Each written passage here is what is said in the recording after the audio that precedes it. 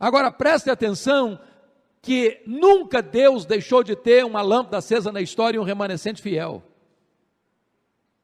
Então Deus começa a preparar o ambiente para a reforma. De que maneira? Primeiro, irmãos, um movimento cultural no norte da Itália, chamado de Renascença. E vocês se lembram que na Idade Média, se você falava assim, cristão, você tinha que ser um católico romano. Se você não fosse um católico romano, você era um pagão. E a igreja era dona do mundo. E a igreja exercia poder nas 5 principais áreas: economia, arte, ciência, política e religião. O que a Renascença fez? Tirou das mãos da igreja a economia. De que maneira? As viagens às Índias, uma nova classe social na Europa, a burguesia. As artes, a igreja dominava. Se algum pintor ia pintar o rosto de alguém, tinha que pintar o rosto dela e o corpo de um santo, até que Leonardo da Vinci, Miguel Ângelo, arrancam das mãos da igreja as artes, ou a arte. A política estava nas mãos da igreja, era o Papa que depunha reis e levantava reis, até que Maquiavel escreve O Príncipe. A ciência estava na mão da igreja, era a igreja que dizia o que era verdade e o que não era, até que Nicolau Copérnico vai fazer uma afirmação curiosíssima, que o mundo não é geocêntrico, mas heliocêntrico, que não está central, não, o centro do mundo não é a Terra, mas o Sol, não é o Sol que gira ao redor da Terra, é a Terra que gira ao redor do Sol, só que ele não teve coragem de fazer essa declaração pública, senão no final da vida dele. Mas o seu discípulo, Galileu Galilei, fez essa afirmação e foi preso pela Inquisição. E para não morrer, ele teve que negar suas convicções. Ele disse: eu nego que a terra gira em torno do sol, mas que gira, gira. A religião estava nas mãos do Estado. O que era importante não era a Bíblia, eram as notas de rodapé. Até que Martinho Lutero vai descobrir Romanos 1,17. E nas trevas raiou a luz. Mas Deus estava preparando ainda para a reforma de outra maneira, irmãos, através dos pré-reformadores. Deus levanta na Inglaterra um professor universitário de Oxford, John Wycliffe, um homem culto, um homem preparado, um homem agora convertido pelo estudo da Bíblia, e esse homem começa a pregar contra os desvios da igreja. E prestem bem atenção que esse homem vai entender. Não dá para reformar um povo, não dá para levar esse povo à verdade, a não ser que nós coloquemos a palavra de Deus, a Bíblia Sagrada, nas mãos desse povo, na língua desse povo.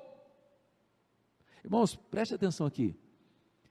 As missas católicas eram rezadas em latim até o século passado. Até o século passado. O povo ia na missa e não entendia bulufas. Então o que ele entendeu? Precisamos traduzir a Bíblia para o inglês. Porque a única Bíblia que se conhecia na Idade Média era o quê? Latim. A Vulgata de Jerônimo. E ele começa a traduzir a Bíblia para o inglês. Ele é perseguido pela igreja. Ele não consegue concluir a sua obra. Mas os seus discípulos, os lollardos, concluem a obra. Um discípulo dele na Boêmia, chamado John Hus, convertido a Cristo, começa a pregar com grande poder, a denunciar os pecados, os desvios da igreja. Para vocês terem uma ideia, John Hus pregava na capela de Belém, em Praga, para 10.000 pessoas todos os domingos. Ele foi preso, ele foi torturado, ele foi queimado vivo em praça pública.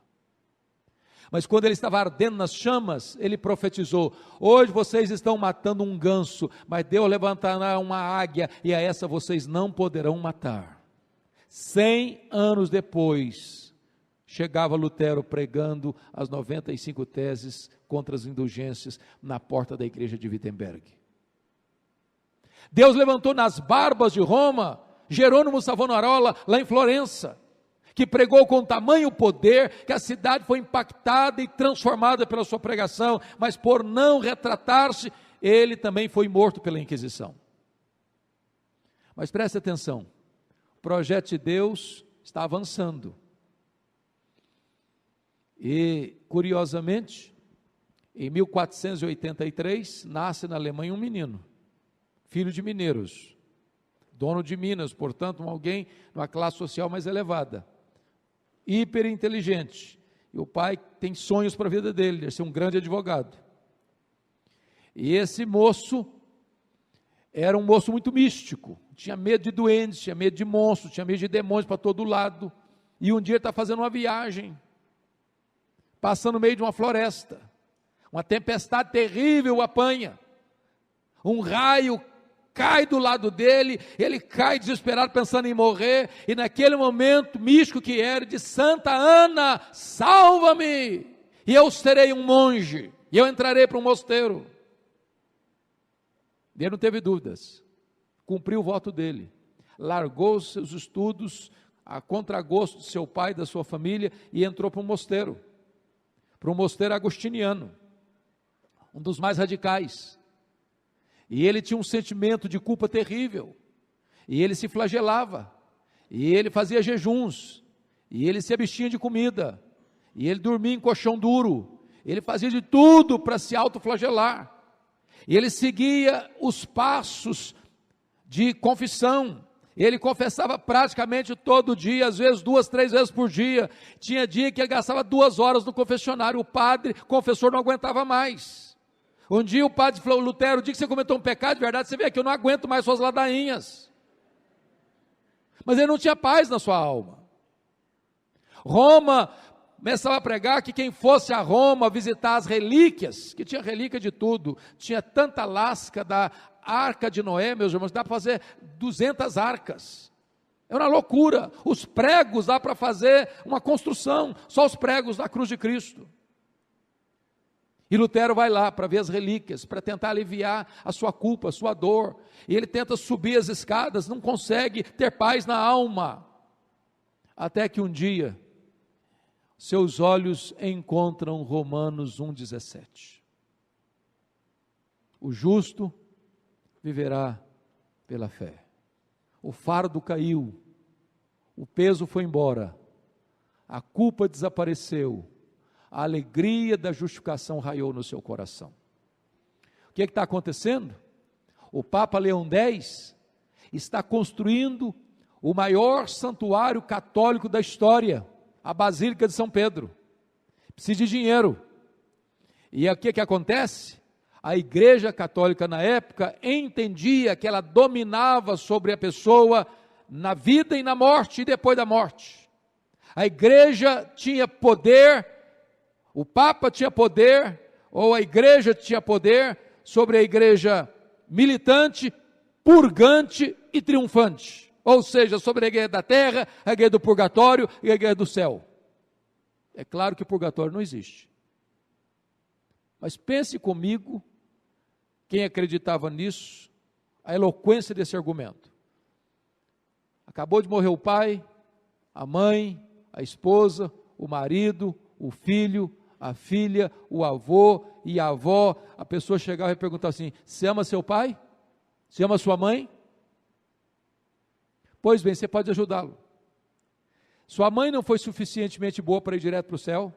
Sua mãe não foi suficientemente má para ir direto para o inferno? Ela foi para o purgatório. Se você der o dinheiro, no momento que a moeda cair na caixa no gasofilácio, a alma dela pula do purgatório para o céu.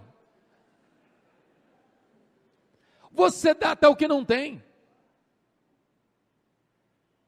E então a igreja, precisando de dinheiro, envia os seus emissários, Johannes Tetzel, para a Alemanha, para vender indulgências. E o Papa assinava uma bula, concedendo perdão. Dependendo do dinheiro, 5 anos de perdão, você podia pecar à vontade, o Papa garantia que você estava perdoado. Se o dinheiro fosse um pouquinho maior, 10 anos de perdão, o Papa assinava uma bula, você tinha 10 anos de perdão. Se a grana fosse boa, você podia pecar a vida inteira, você comprava perdão para a vida inteira, e a pessoa ficava tranquila.